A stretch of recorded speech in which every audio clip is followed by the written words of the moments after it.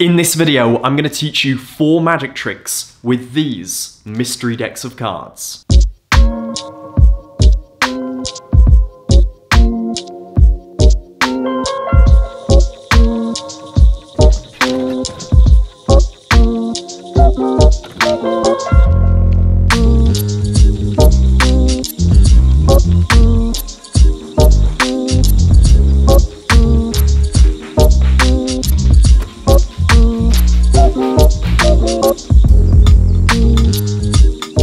How's it going, guys? Welcome back to the channel. Welcome to a tutorial slash review slash unboxing. Not sure what it is, but I have 4 mystery decks of cards here, and I'm going to teach you 4 tricks as I open each deck and review it. So these are from the Card Inn, so first of all, a massive thank you to the Card Inn for sending this package out for review. I didn't pay for this, but this is not a sponsored review, so if I hate the cards, I'll say I hate them. But I probably won't, because the Card Inn have very good taste when it comes to playing cards, and these subscription boxes are something that I'm very much looking forward to cracking into. The value for money here is just incredible, and if you're a fan of playing cards and you're always looking to discover new playing cards, then the subscription boxes are a great way of doing that. There are different options as well, cardistry, magic, all that sort of stuff. Head over to the website, take a look for yourself. Yeah, there we go. Just once again, massive thank you to the Card Inn for sending these decks. Let's take a look at them. Taking a look at the packaging first of all, got a really nice sort of sheen to it. Very, very premium, as always with the Card Inn. Nice sticker on the front. Taking a look at the first of the decks then, we have a very ornate deck of cards. The Centurio playing cards. I've not even heard of the Centurio playing cards, but I think this is one of those boxes where you really need to take off the outer packaging to appreciate it. These are the Centurio playing cards. Take a look at that box. That is phenomenal. So nice. So much gold and red going on, but it doesn't feel overdone. It's really, really tasteful. Custom seal as well, which is really, really good to see. And on the bottom, it says Vanda Centurion Club, designed by Victor Kevru. Cracking open the seal then, let's take a look at the actual cards themselves, and then we'll get into the first trick. Wow, the gold continues to the inside of the box. I always really like it when the box has details on the inside. That's just something that I always really appreciate, but it only fits the vibe of certain decks, I think, but here it is just absolutely perfect. It reminds me of the Knights by Illusionist. They had a really nice sort of decked out interior of the card box. The back design is kind of a bit, I want to say underwhelming, but I understand that the quality cannot be the same as the box. You know, you can do things on a card box that you can't do on the back of a playing card because it needs to handle in a different way. So here you can have embossing and foil and all that brilliant detail,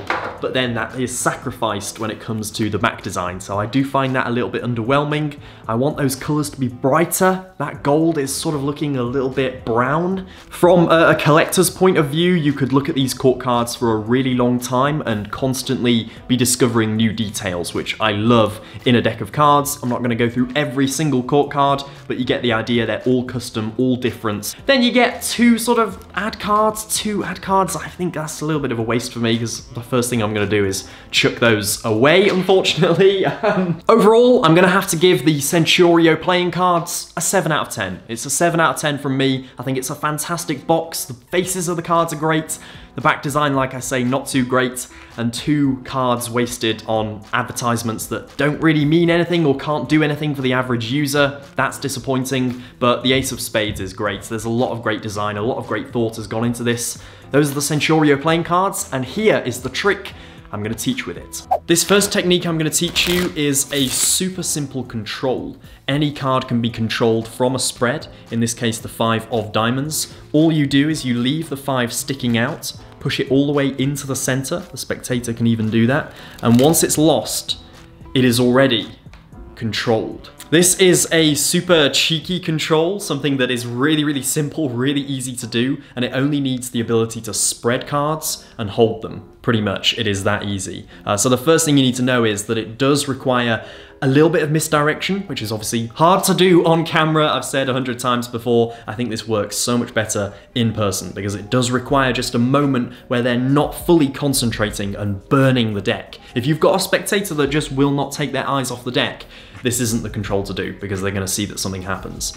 So first thing to note is you're spreading like so. Whatever card they touch, you want on the upper packet. So in this case, the ace of diamonds, I want that on the upper packet. I'm showing this card, making sure that they don't sort of get confused and pick one of these. Just sort of point to this card, make sure that they know that this is the one. And you'll notice that I'm leaving it sticking out just a little bit. This sort of edge right here is exposed. And that's because as I turn, as I come to lose it in the deck at this angle, which is sort of, justified by making it clearer to the audience where the card is being lost, what I'm going to do is actually go under the deck to begin with. And that card is going to be gripped with these fingers under the deck as this card is protruded. So just going through that again, you've spread, it's on the upper packet. I'm making sure this edge is a little bit more exposed as I come round. This card is going to go under the pack rather than on top. It's going to go under, helped by the fingers, sort of providing a little bit of gap like so for the card to go into. Then the hand goes forward, the upper hand goes forward, and it protrudes that card, just being held with the thumb. This is not the card they've selected. The card is already on the bottom. So what happens from here really doesn't matter. I square up, I can get them to push it in. A bit of tactile interaction makes the trick just a little bit more multi-sensory. And then the card is on the bottom. I don't recommend using that as the reveal unless you're demonstrating the move like I was when I performed it. Unless you're demonstrating it to other magicians, that's a pretty lame trick. The card has gone from the middle to the bottom. I don't see that as particularly impressive. So from this position, I then recommend that you go into another trick. Maybe you cop it away, card to impossible location.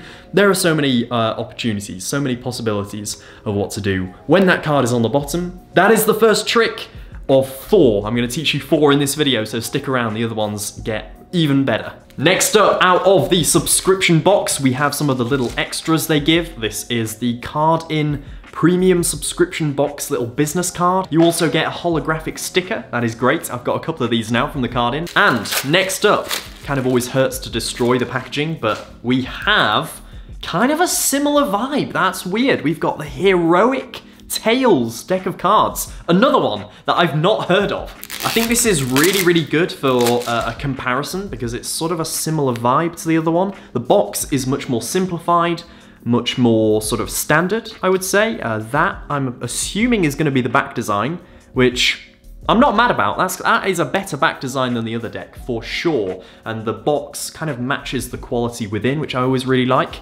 Yeah, it's kind of simple. I don't know. I do like the image of the sword going through the crown. I think that's nice, if a little bit cliche. The sides of the box, yeah, a little bit amateur. The box is sort of disappointing me. There's not a lot to love. Like the top of the box, for instance, just seems very sort of, I don't know, I feel like I've seen that 100 times before. I want something new, something interesting. Cracking the deck open then. I know I'm being critical. I'm always very critical when it comes to deck reviews, but that's just because I like playing cards. I want them to be good. And these are good. That is really interesting. That has completely surprised me. I was worried that the jokers would be just kind of boring, same old sort of knights and swords and all that sort of stuff.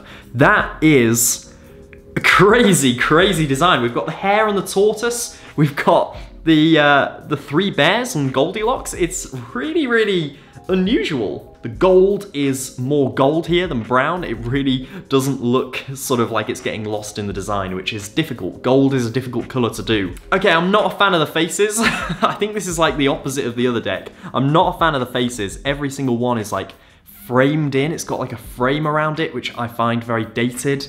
I've only just noticed that the court cards each represent a different fairy tale. So that is Snow White, that's Hansel and Gretel. Yeah, I like that. I like the fairy tale theme continuing throughout. It makes a lot of sense. Maybe a tad on the cartoony side with the court cards, but I think that fits the vibe of the deck. It's definitely that sort of deck, and you get 2 duplicates. You get a Jack of Diamonds and Queen of Diamonds duplicate. No wasted cards here. Everything has a purpose.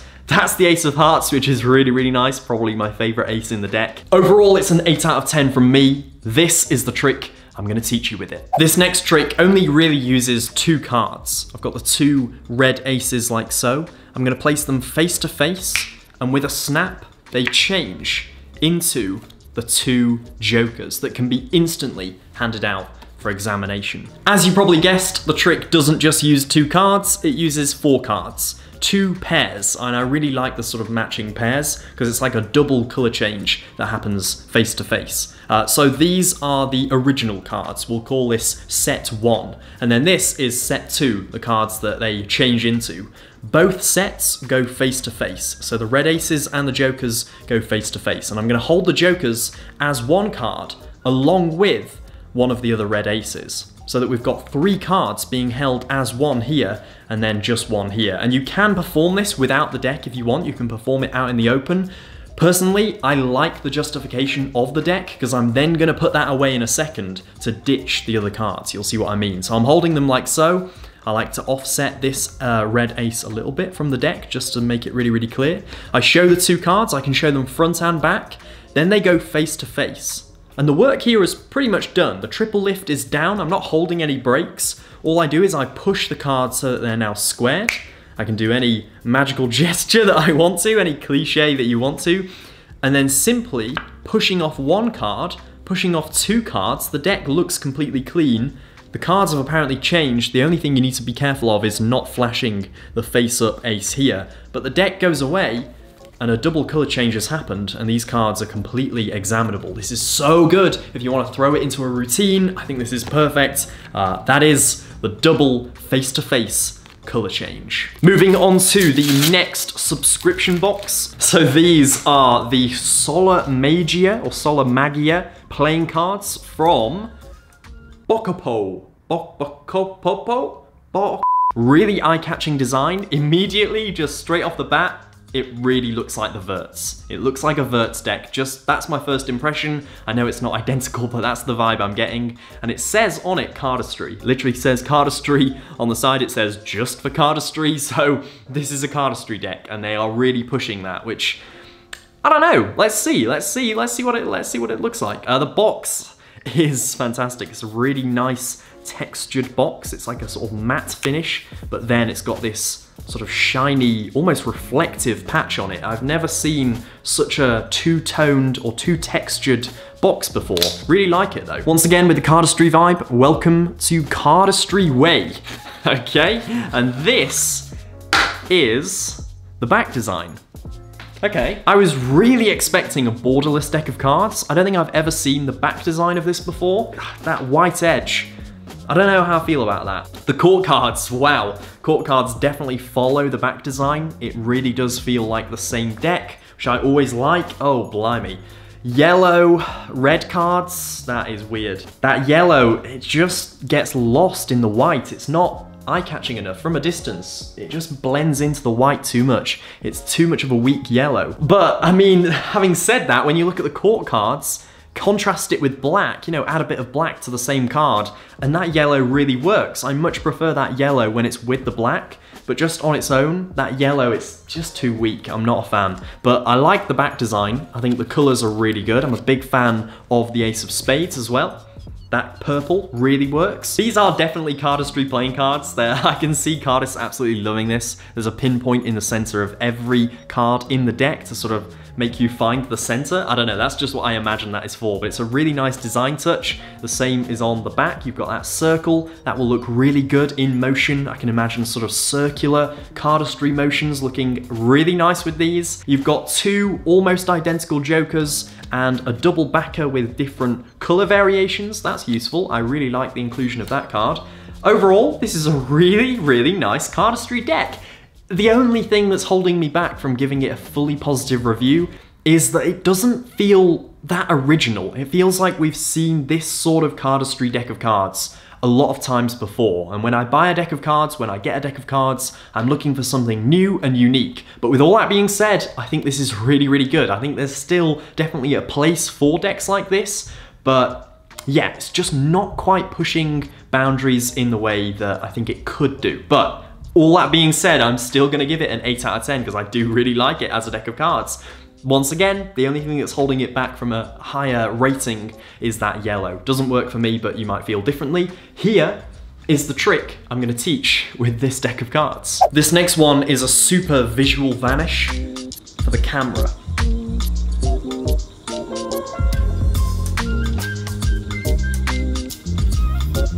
All right, so this one only works for the camera. There's no secret about that. This is great for social media. I like to throw in tricks for the camera every so often because it is such an interesting art form and it only works from one angle. For instance, if I perform it from behind, you'll see that this trick doesn't look that good.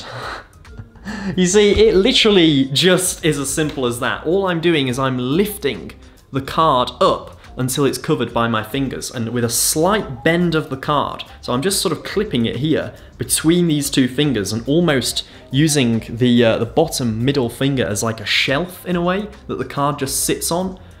I can just lift that card right up and it's just bending here. That right there is the slow-mo vanish that only looks good from one angle.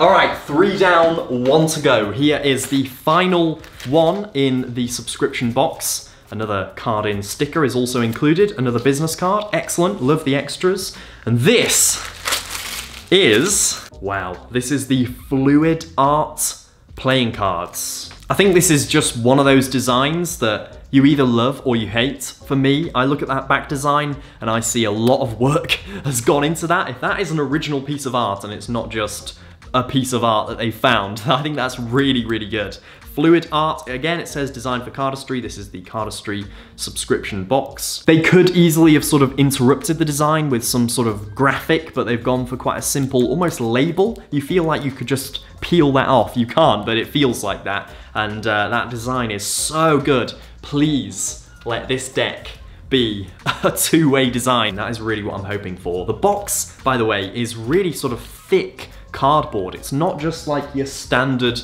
card box. It feels thicker to me. Maybe that is an illusion, but it definitely feels rigid. It's a two-way design. It's a two-way design. I'm so happy about that. That is really, really good that they've managed to keep the design looking, you know, a little bit random, a little bit sort of, you know, artistically chaotic, but maintaining it as a deck that won't look a bit weird if one card is flipped 180, because that annoys me. I'm not a fan of one-way designs. Oh, now then. Now then.